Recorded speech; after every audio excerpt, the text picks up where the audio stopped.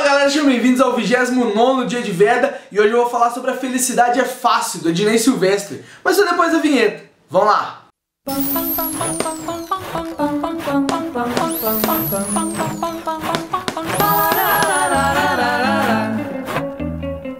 Fazer uma sinopse desse livro aqui é um pouquinho mais complicado do que eu tô acostumado aqui no canal, porque ele não segue uma linha narrativa muito clara. Ele acompanha principalmente um personagem que é o Olavo. Ele é um publicitário envolvido com campanhas de governo, e no meio da história tem uma gangue de bandidos que tenta sequestrar o filho desse Olavo para pedir um resgate milionário em cima disso. Em um resumo, eu acho que a história é mais ou menos isso, mas vocês vão ter que ver o vídeo inteiro pra vocês terem uma noção completa do que é essa obra, porque eu acho que eu não vou conseguir fazer uma sinopse decente dela. O livro se passa num período de 24 horas mais ou menos, entre o dia 20 de agosto e o dia 21 de agosto de um ano não determinado, mas que pela leitura aqui dá pra saber que é mais ou menos 1990, no máximo 1991, que o pano de fundo desse livro é um pano de fundo histórico. Na época o Brasil tinha acabado de eleger o Collor como presidente, e foi bem na época que ele congelou a poupança, por isso que o clima aqui nesse livro é um clima um pouco de desesperança, porque tá todo mundo meio fudido mesmo na vida, e ele fala bastante da corrupção da época, que era uma corrupção envolvendo agências de publicidade,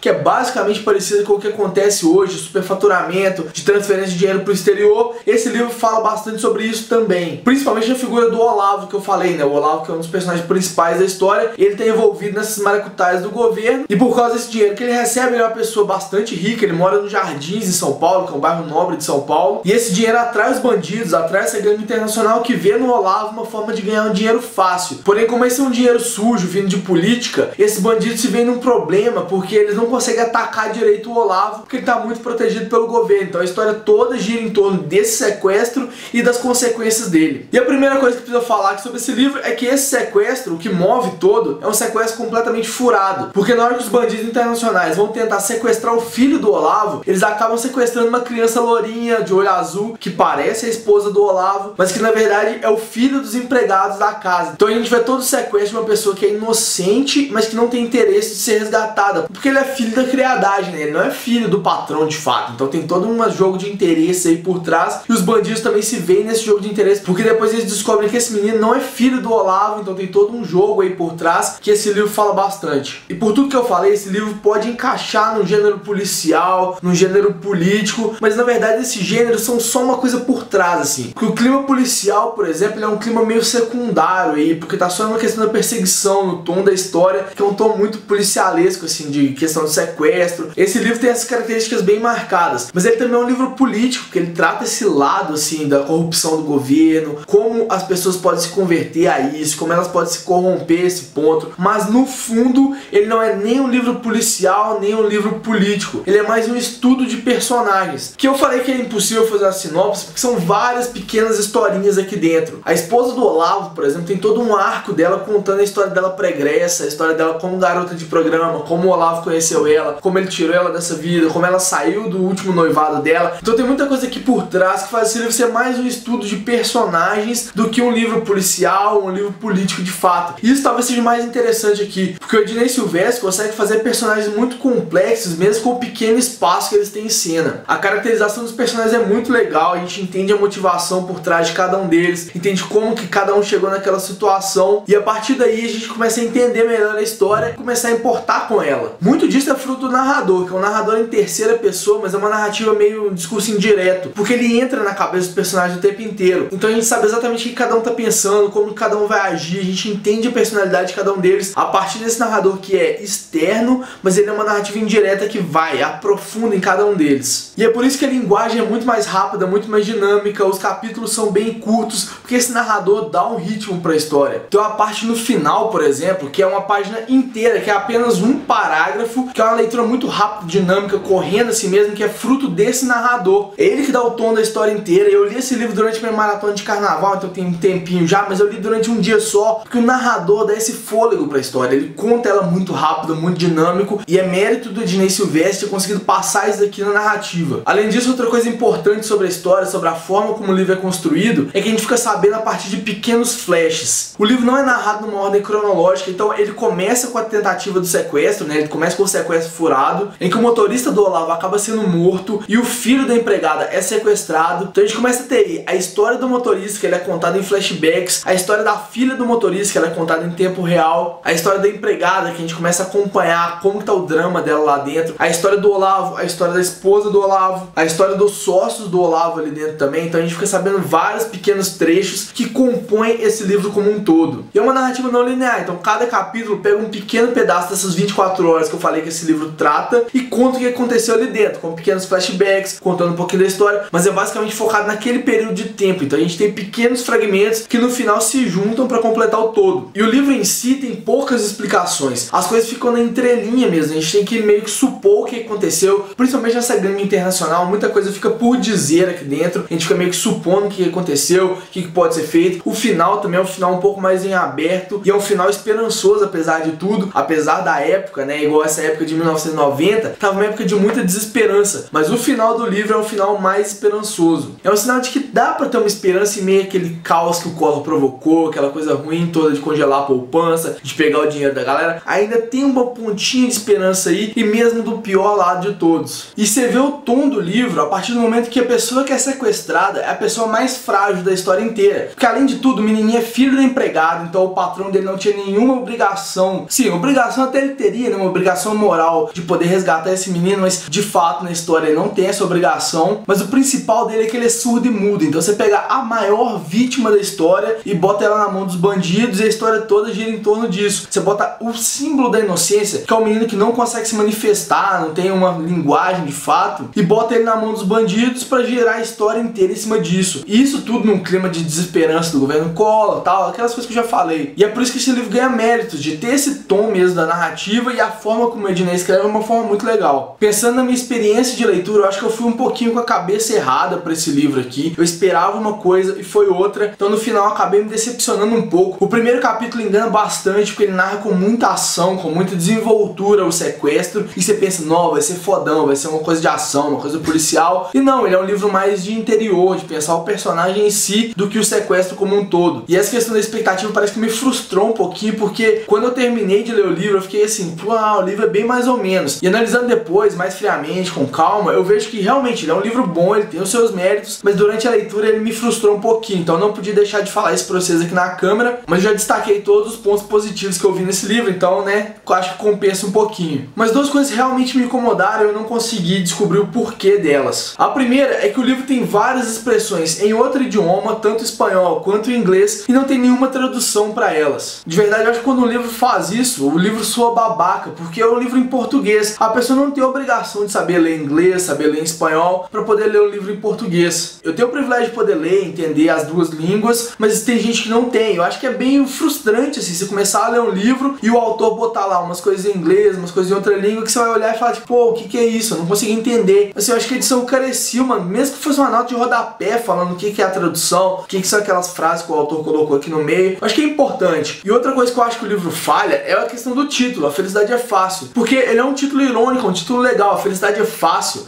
Primeiro você pensa que é um livro de autoajuda, né, se olhar assim na estante, mas tirando esse ponto do título parecer autoajuda, ele é explicado aqui na história. Logo no primeiro capítulo, eu vou ler o trecho aqui pra vocês, porque as minhas marcações foram exclusivamente pra isso, na verdade. O trecho aqui fala a questão da felicidade é fácil, ele vira e fala, a felicidade é fácil, basta uma folha de papel e uma caixa de lápis de cor. Pensou quase no mesmo instante que a primeira bala o atingiu. Que tá contando a questão do motorista, que ele foi morto durante o sequestro. Beleza, eu acho muito legal ter essa explicação aqui, falar, só que o Ednei repete esse negócio da felicidade ser fácil várias vezes aqui, na verdade são mais 3 vezes aqui ao longo do livro, e de forma irônica também. Pô, a gente já entendeu a questão do título, não precisa ficar repetindo várias vezes. E se fossem todos os personagens que dessem o seu ponto de vista de por que a felicidade é fácil, eu juro que eu entenderia e acharia muito legal. Mas como repete só mais 3 vezes, nem todos os personagens falam, eu achei que foi gratuito. E bastaria uma vez. A primeira vez, logo no capítulo inicial, já matou a charada e falava que, pô, a felicidade é fácil, é um tom irônico que esse livro vai trazer. Mas eu gostei tanto da forma como o Ednei Silvestre escreve o livro, que embora eu não tenha gostado tanto da história em si, igual eu falei, eu fui com a expectativa errada e agora eu tô vendo que a coisa é um pouquinho diferente. Eu até comprei já outro livro da Ednei Silvestre, que é o Vidas Provisórias, que é esse livro bonitão aqui da editora Intrínseca,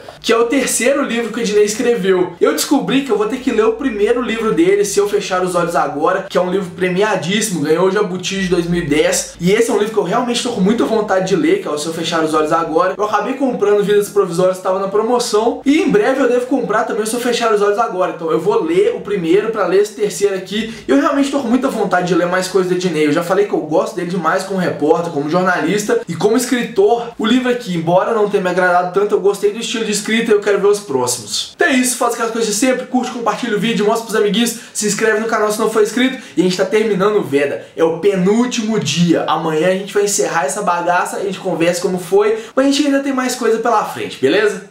Um beijo e até lá!